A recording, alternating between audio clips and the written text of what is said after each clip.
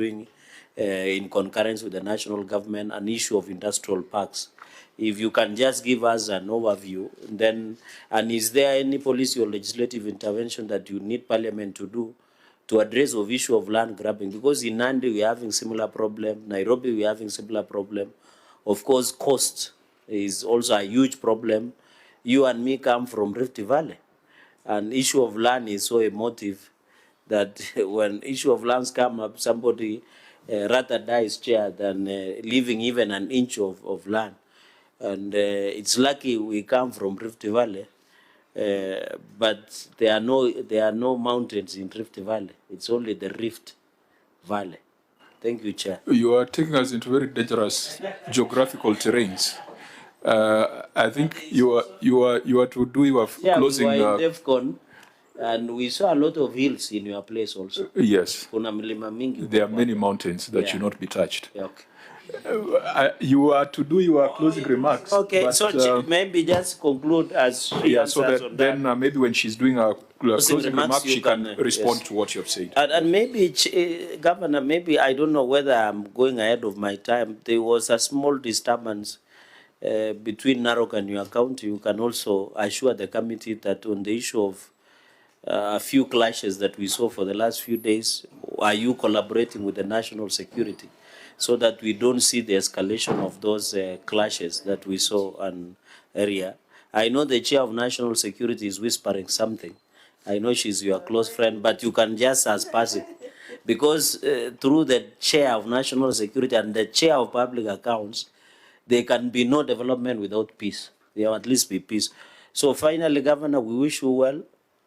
As a former senator, if you succeed, some of us will have a chances of being elected governors in future, before the second coming of Jesus Christ. Chair, we wish you well, travel safe, and I thank you, and I yield. Okay, Senator Adulo, we are on closing remarks, if any. If not, then... Wish them well. Fine. So, Governor, your remarks in closing? Even though before you make your remarks, I see a slight disconnect between your technical team and the Office of the Auditor General. So maybe, OAG, what is it that you expect the county to do? Because some of the conversations we're having here could be avoided if there was better synergy. Thank you, Chair. I think we had a discussion with the team even late yesterday evening, and we agreed that once we get a certificate, the issues are raised, they just walk into our office. We have a discussion so that we explain precisely what did we mean by this, because sometimes the auditor raises something, they say we provided. So we'll tell them exactly what we provide, and I think going forward we are going to collaborate.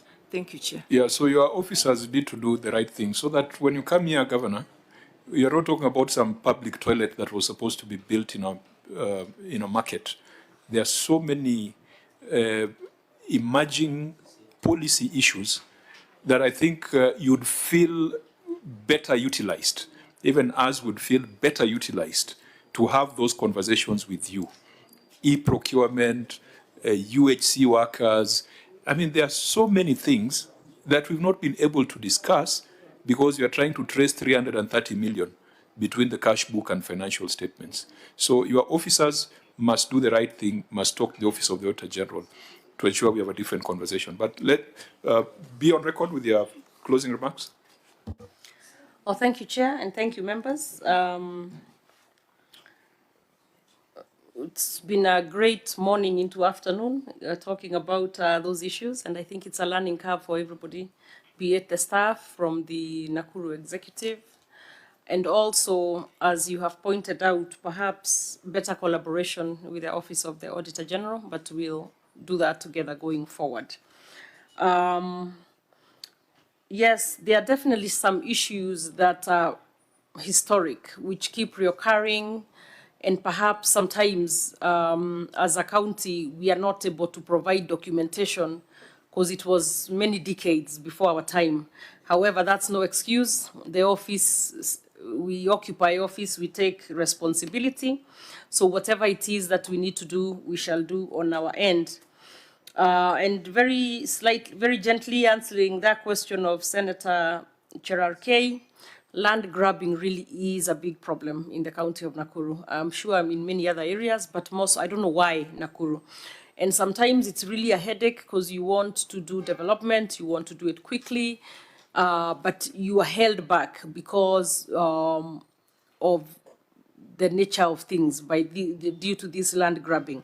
Sometimes I get a bit frustrated by my fellow Kenyans because I believe that if it's public land, even we ourselves as Kenyans should not be letting people occupy that which could help us when we put up hospitals, when we put up markets, when we put up ECDs and that sort of stuff. I mean, the same thing you see, you put up some street lights and you see people climbing up there and removing those bulbs. What are the rest of the Kenyans doing when you see somebody take out a transformer that helps your area with electricity? Why do we allow that? So I also sometimes feel a bit frustrated because I feel as a people, we also should be a bit more on the lookout for these things. But as a governor, what I have done in terms of land grabbing, I've been quite bold. In fact, I've had a lot of issues because what I have done is decided that whatever you have grabbed and belongs to the county goes back to the county. And in repossessing it, then comes the court cases, which then we have to fight.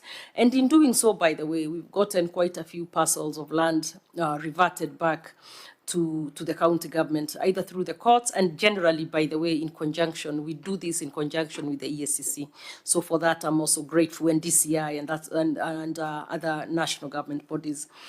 We have had some very unfortunate events in the last beginning Friday and Saturday, where we saw some clashes between the Nakuru and Narok borders, where we call Mwisho wa Lami, or in Mount Narok. And we have worked very closely through some of those nights with the national security team and the county security team. We have been able to restore order, and part of that included even having curfews so that this does not continue to happen. So as of right now, we have restored order, but it's still volatile quite a bit. And back to why you hear us saying, which has also been reported by Senator Cherargei, we guard peace seriously because we can have no development if we don't have peace, and it's not even worth it not having peace. So thank you, Chair. Thank you, your committee. Thank you, Secretariat and everything, and my team from Nakuru County Government. And we shall continue to make sure that we do better. Even by the next time we see you around, we'll do much more better, because we want to make sure that county or public money is used properly and that we are a transparent county government. Thank you very much and have a good afternoon. Well, in closing, I will reiterate what I've said before, that if your technical teams could do the right thing, we would not have, this is like a ream of paper in the form of a financial statement and audit report. Perhaps it's the thickest we have seen across the 47 counties. So please, there's no glamour in having the thickest audit report or financial statements. Because if they did the right thing, we would be asking you about the impact of UHC workers on your bottom line, and whether, if you are to discuss rationally, whether it is the right move that the government has made. Leave the politics aside. Leave our partisan positions aside.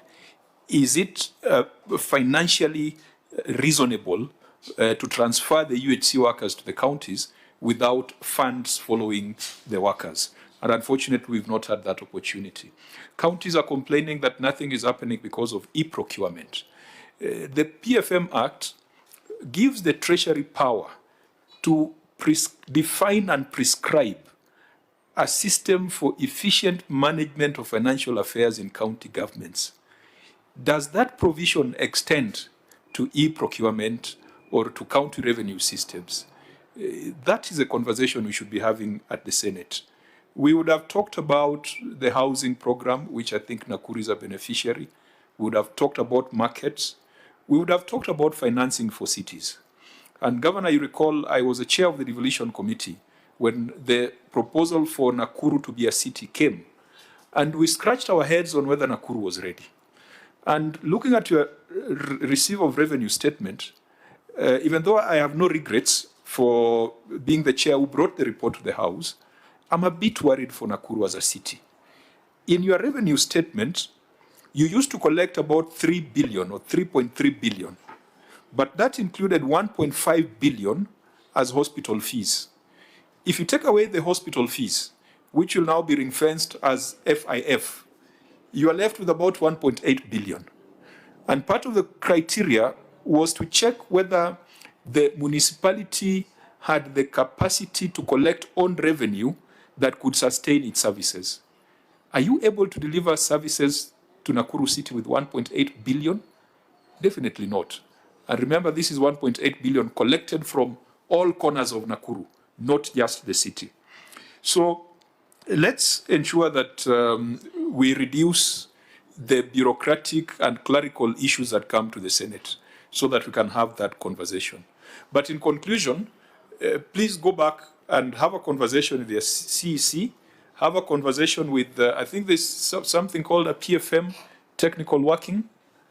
There's something, the PFM, where the CEC finance chairs, a public finance management technical working group or something within the county. You have serious inadequacies when it comes to HR because you don't have a county public service board.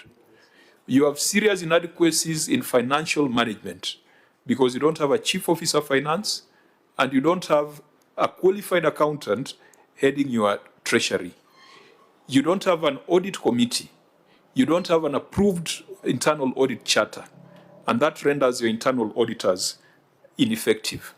You have gaps in legal, and you have just demonstrated that your county attorney should have been here, and I don't know why they are not here, and yet legal issues were part of what we are dealing with. So please go back and fix some of those things. If you fix them, your work will be lighter. And so we'll be able to have a better conversation at the Senate. We will adjourn the meeting, and I think when we retreat to write a report or to consider the responses, we will give directions on whether there is need for another appearance or whether we can rely on the written responses or whether the Assembly can deal with whatever is remaining. The meeting is adjourned. We will reconvene on notice.